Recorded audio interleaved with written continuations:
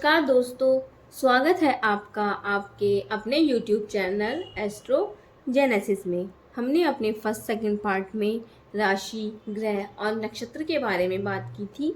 आज हम यहाँ कुंडली के 12 भावों के बारे में जानेंगे और ये जानेंगे कि कौन सा ग्रह किस एज में हमें अपना पूर्ण प्रभाव देता है, यानी कि हमारा भाग्य उदय करता है। अगर कोई ग्रह हमारी कुंडली में योग कारक स्थिति में है तो हमें वो किस एज में अपना पूर्ण प्रभाव देगा।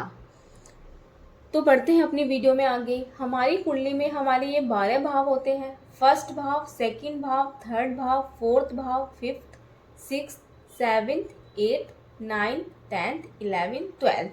ये 12 भाव हमारी कुंडली में होते हैं। ये हमारा first house, second, third, fourth, fifth, six, seventh, eight, nine, 10, 11। इनको हम भाव भी बोलते हैं, हाउसेस भी बोलते हैं। प्रथम भाव हमारा लगन कहलाता है। हमारे जन्म के समय जो भी राशि पूर्व क्षितिज पे होती है वह हमारी लगन राशि कहलाती है।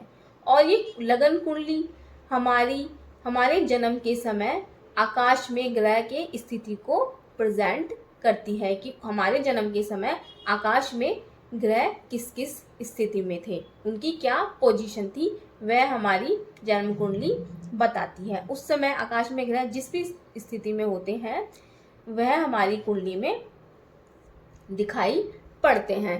तो प्रथम भाव हमारा लगन कहलाता है। इसमें जो भी राशि लिखी होगी वह हमारी लगन राशि कहलाएगी।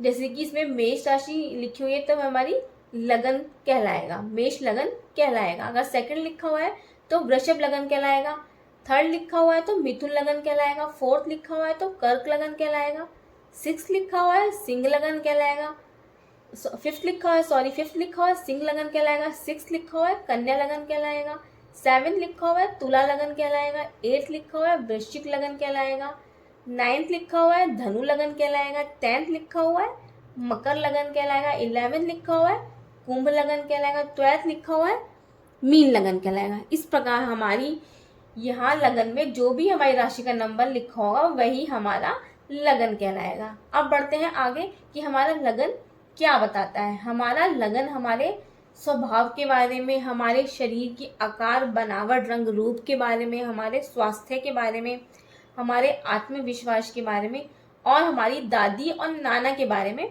बताता है।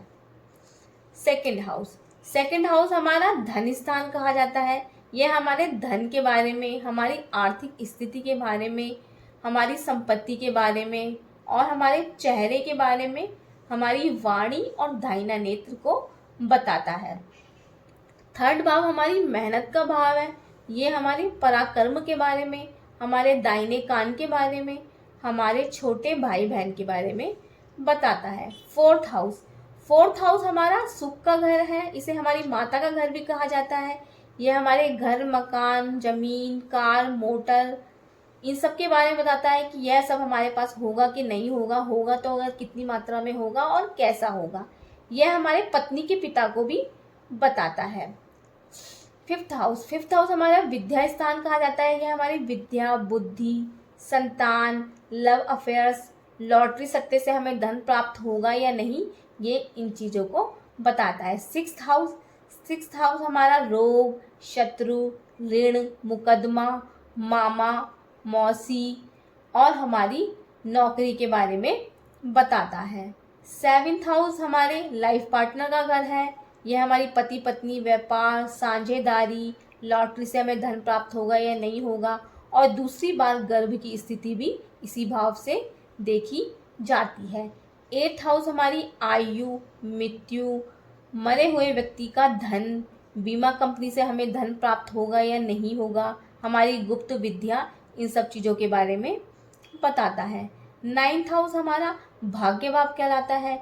यह धर्म को बताता है, हमारे धर्म के बारे में, लंबी यात्रा के बारे में बताता है, तीर्थ यात्रा के बारे में बताता है और हमारे पौत्र और पुत्री के बारे में भी यही बताता है, यही से पता किया जाता है। 10th हाउस हमारा कर्म का भाव है। इसे हमारे पिता का घर भी कहा जाता है। यह हमारे राज्य से हमें लाभ होगा, हम किस प्रकार की जॉब करेंगे, किस प्रकार व्यापार करेंगे, पद प्राप्ति और हमारे सास के बारे में भी बताता है, यानी हमारे पति या पत्नी की मदर के बारे में, उनकी माँ के बारे में भी बताता है। 11th हाउस हमारी आय का भाव है, हमें हमारे लाभ के बारे में बताता है। ये हमें किस प्रकार के हम जॉब करेंगे, हमें कितना लाभ होगा, हमारे क्या उससे, ये सब बताता है। और हमारे बड़े भाई के बारे में बताता है 12th हाउस हमारे व्यय का भाव है, ये हमारे खर्चों के बारे में बताता है, हमें हमारे मोक्ष के बारे में बताता है। ये हमारे बाएं नेत्र के बारे में भी यहीं से देखा जाता है। हम पुलिस के चक्कर में पड़ेंगे या नहीं करेंगे, ये भी यहीं से देखा जाता है। ये विदेश का भाव भी यहीं से, विदेश के बारे में भी यहीं से पता किया जाता है। अब जानते हैं कि हमारा कोई भी ग्रह, हमारी कुंडली में कोई भी ग्रह अगर योग कारक स्थिति में होता है तो हमें वो अपना फल, हमारे भाग्य उदय कौन से वर्ष में करेगा। अगर मंगल हमारी कुंडली में योग कारक है, अच्छे फल देने वाला है, तो वह हमें अपना पूर्ण प्रभाव अपनी अंतर्दशा और महादशा में 28 से 32 वर्ष के बीच में हमारा भाग्य उदय करेगा। इस प्रकार शुक्र अगर हमारी कुंडली में अच्छा है तो वह हमारा भाग्य उदय 25 से 28 वर्ष की एज में करेगा हमारी। अगर बुध हमारी कुंडली में योग कारक है तो वह हमारा भाग्य उदय 32 वर्ष की एज में करेगा। अगर चंद्रमा हमारी कुंडली में योग कारक ग्रह है तो हमारा वह भाग्य उदय 24 से 25 वर्ष की उम्र में करेगा। अगर सूर्य हमारी कुंडली में है, योग कारक अच्छा है, तो वह हमारा भाग्य उदय 22 से 24 वर्ष में करेगा। अगर बृहस्पति है हमारी कुंडली में भाग्य उदय, तो हमारा भाग्य उदय 16, 22 और 40 वर्ष की उम्र में होगा। अगर शनि हमारी कुंडली में है योग कारक स्थिति में, तो वह हमारा भाग्य उदय 36 से 42 वर्ष की उम्र में करेंगे। राहु हमारा भाग्य उदय, अगर राहु हमारी कुंडली में अच्छी स्थिति में है तो वह हमारा भाग्य उदय 42 से 48 वर्ष की आयु में करेगा। अगर केतु हमारी कुंडली में योग कारक है, अच्छी स्थिति में, तो वह हमारा भाग्य उदय 48 से 54 वर्ष की उम्र में करेगा। इस प्रकार ये सारे ग्रह अलग अलग वर्ष में हमारा भाग्य उदय करेंगे। हमारी कुंडली में 1st, 4th, 7th, 8th ये केंद्र भाव कहलाते हैं और पंचम और नवम ये त्रिकोण भाव कहलाते हैं और नवम त्रिकोण भाव कहलाता है। इन भावों को अच्छा माना गया है। और 6th और 8th और 12th इनको अच्छा नहीं माना गया है। ये त्रिक स्थान कहलाते हैं, दुष्ट स्थान कहलाते हैं। इनको हमारी कुंडली में अच्छा नहीं माना गया है। अपने पहले पार्ट में मैंने ग्रहों की मित्रता शत्रुता के बारे में आपको बताया था, आप अच्छे से समझ चुके होंगे। एक बार इसको फिर से रिपीट कर लेते हैं। मंगल, चंद्र, बृहस्पति, सूर्य ये आपस में मित्र हैं। शुक्र, शनि, राहु, केतु ये आपस में मित्र हैं।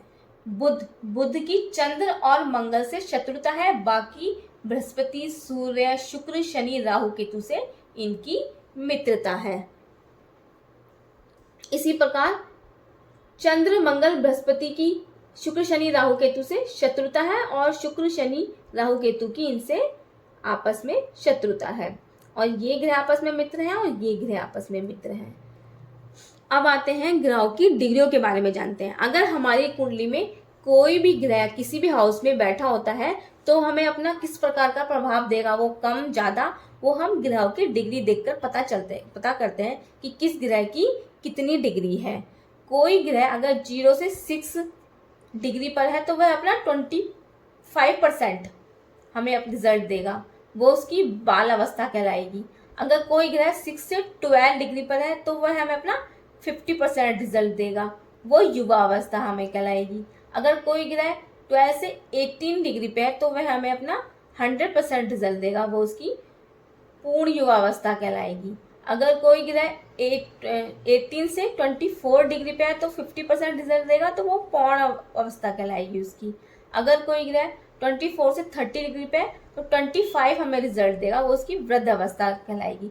कोई भी ग्रह 0 से 2 होने पे अपना 0% रिजल्ट देते हैं, 29 से 30 होने पर हमें 0% रिजल्ट देते हैं। इस प्रकार ग्रहों की डिग्री देखकर हमें पता करते हैं कि कोई ग्रह हमें अपना कितना प्रभाव देगा, कितना प्रभाव देने में सक्षम है।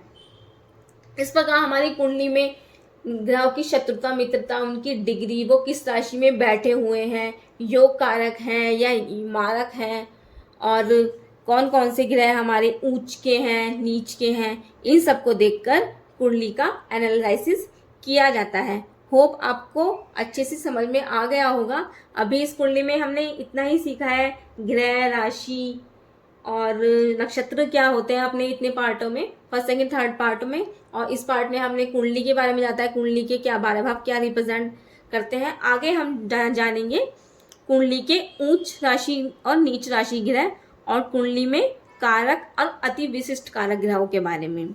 अगर आपको मेरी वीडियो अच्छी लग रही है तो प्लीज़ इसको लाइक करें, शेयर करें और सब्सक्राइब करें।